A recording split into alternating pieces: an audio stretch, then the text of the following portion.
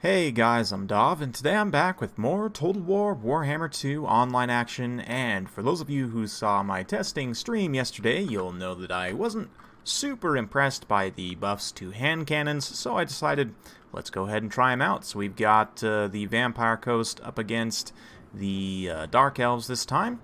We've got 4 of the hand cannons up front with 2 pistol mobs out to the sides, Noctilus leading the way on foot with the Necrofex separately. We've also got some deckhands with dual weapons. We've also got 3 units of deck droppers with handguns and 2 fell bats. For my opponent, his force is going to be led by Marathi. He's also got a Death Hag on foot with some Sisters of Slaughter, Bleak Swords, Black Art Corsairs, and Shades mixed in. Got 1 unit of Blackguard and some Witch Elves with Bleak Swords out to the side and a couple of Harpies up in the air.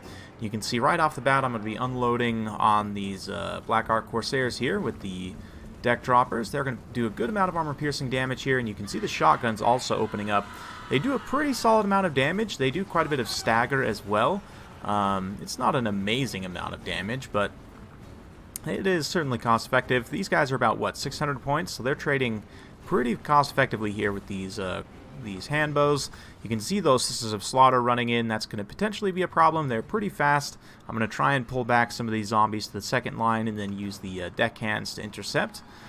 But unfortunately, being slow zombies, they are definitely going to get caught up by the Sisters of Slaughter here. So you can see them running in with their shields and whips out. They'll be just absolutely taking these zombies to town, unsurprisingly. But you can see here as well, the Shades and the Handbows getting some good fire in. They've just about taken down 1 unit of deck droppers here. I'm going to go ahead and pull back towards Noctilus so I can get a good heal in. And the shotguns firing up just do a ton of damage to these Harpies, just absolutely wrecking them. So yeah, definitely pretty good bird shot, obviously. But yeah, firing in at these infantry. You can see the shields do matter. The effect here is subject to a missile block chance, but it does quite a bit of stagger even if it hits the shields, and it does a solid amount of damage. Those Bleak Swords down to about half HP before they engage there. Sisters of Slaughter were able to take down 1 unit, no problem. Now moving on to the Tide of Skjold here. That being said, we do have some more gunnery mobs out on the side that can start firing in from the flanks. The pistols also firing in from the flanks here very cost effectively. And I had set the hand cannons into guard mode because when they're in guard mode, they can, some of the models at least, will continue to fire while they're in melee. They can actually do quite well despite their terrible melee stats. You can see they're probably going to beat out these Bleak Swords here. Blackguard are advancing as well, unfortunately, though, having, ooh, they did take a nasty shot from the Necrofex there, but mostly being saved from the armor-piercing missile fire by the Bleak Swords there. The Corsairs, on the other hand, continuing to get shot up by these crossbows as the deckhands have been summoned up. Unfortunately, the Death Hag actually bogging them down, so well played by my opponent there. But on this side, the Bleak Swords having been broken up, and the Witch Elves starting to run out of steam a little bit. They did get into a second group of these hand cannons here, and they will be able to do some damage. Certainly, their high DPS and good stats means they'll do well here, but the guard mode, meaning these guys can continue to fire, they will eventually rout off those Sisters of Slaughter. So, yeah, balance power is already tipped pretty heavily in my favor, but obviously Elven leadership being what it is, they are going to hold out for some time. Marathi and her Blackguard have managed to get all the way over to Count Noctilus. I'm going to summon up some zombies to help protect, because honestly, with Count Noctilus versus Marathi, I'm not super confident with the different effects here between the Enchanting Beauty, Heartrender, and Dark Sword. Marathi also has self-healing, of course, with Soul Stealer, which will damage Noctilus. Could potentially be a dangerous situation dueling her outright, so I'm going to go ahead and just hang back with Noctilus a little bit and let the Necrofex kind of soak some damage here. We've pulled up the deck droppers once again to drop another Invocation of Nehek, make sure we keep them online and firing. Witch Elves getting in here, having taken down some of the Hounds in the back line for me. The other Hounds are just chasing routing units, being pretty cost effective in that aspect. But yeah, you can see kind of the last stand of the missile units here as these gunnery mobs are going to get absolutely carved up by Witch Elves. Rear fire, though, from these pistol mobs, which is going to be super cost-effective firing at those low-armor Witch Elves. And then this pocket of Dark Elf troops here, these Shades and these Corsairs, are going to get caught in a little bit of a crossfire here.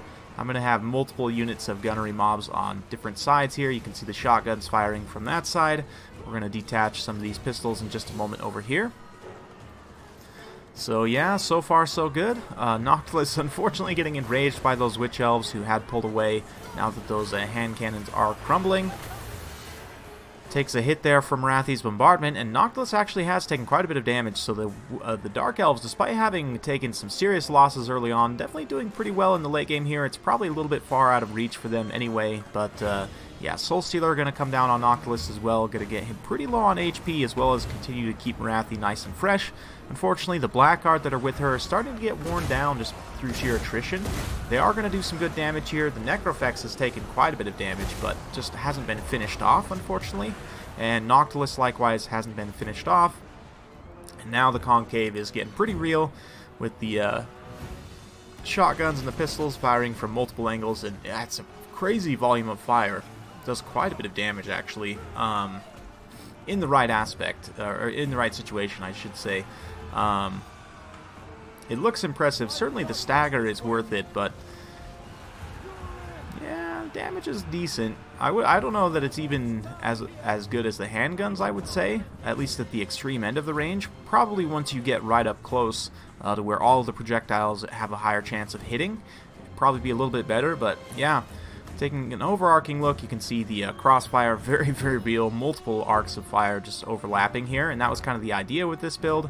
The Dark Elves being forced back, and then, yeah, the Dark Elf leadership just continuing to kind of grind it out in the late game here. Marathi with, what, 27 Blackguards still fighting, able to crumble away these deckhand mobs, and they're probably going to finish off this Necrofex potentially as well. We'll see. But we'll see if Army Losses kicks in before it gets finished off here. That Stomp actually does hit Marathi and does do a little bit of damage there, so that actually terrifies her, and that's going to trigger Army Losses for the Dark Elves. So, a fun battle, well played to my opponent. Just, yeah, a bit of a mixed result from the hand cannons. A couple of them did quite well, 80 and 82 kills. The other ones, only 4 kills, and 45 here is okay, but not amazing. But you can see, I mean, the pistol mobs got almost as much value, 73 in an XP Chevron for these guys.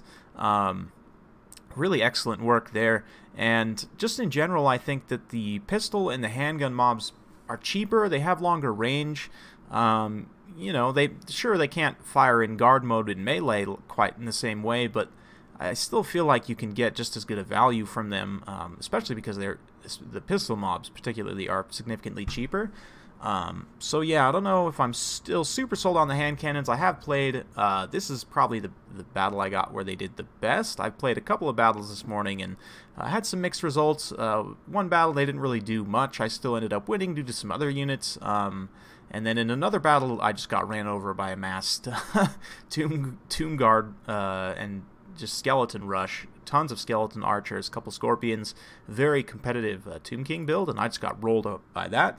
Granted, I have fine-tuned the build a little bit from there, but I just think in general here, the cannons are going to be okay. They're not as overpowered as some people would say they are, but they're definitely better now. I think you might see them in some niche situations. Yeah, obviously the other units doing okay. Deck droppers, the nerfs to them actually do make them a little bit easier to shoot at. You can't pull them out and dodge volleys quite as easily. But for the Dark Elf side, I actually think this build might have worked out okay if you were to make a couple of changes. Personally, I'm not the biggest fan of these Blackguard here, despite the fact they got 135 kills in an XP Chevron. I think that you're better off just to do the counter shooting as much as possible. So, like, Marathi on foot's probably pretty decent. I don't know that you really need the extra debuffs from the other hero, though. So I would probably leave the Death Hag at home and just bring Marathi on foot with, let's see here, probably roll with Soul Stealer and Power of Darkness only, just to maximize her self-healing. Heartrender and Dark Sword, probably okay to take because of the melee defense debuff. But again, the Vampire Coast doesn't necessarily have the best stats. When she's not on her Pegasus, I'll usually cut Deadly Onslaught as well, just because you don't get as good a value from the charge bonus effect. But yeah, I'm tempted to even cut Enchanting Beauty and Heartrender and Dark Sword, just because the Coast tends to have terrible stats anyway, so it's not like you really need those melee debuffs in particular. So just cheaping out Marathi there and leaving those at home could potentially be worthwhile. From there, yeah, I definitely like the one unit of Sisters of Slaughter. I might even grab a second, potentially, but let's have a look first. Dark Shards with shields have a very solid missile block chance and can provide some good counterfire.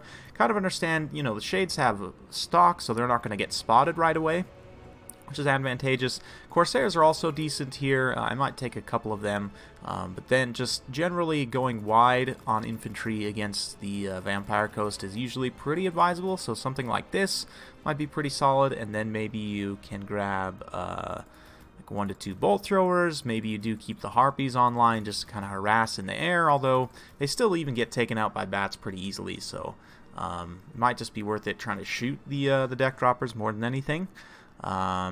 You could do some Dark Riders maybe, just to give you a bit of mobility to try and get on, you know, artillery and so on.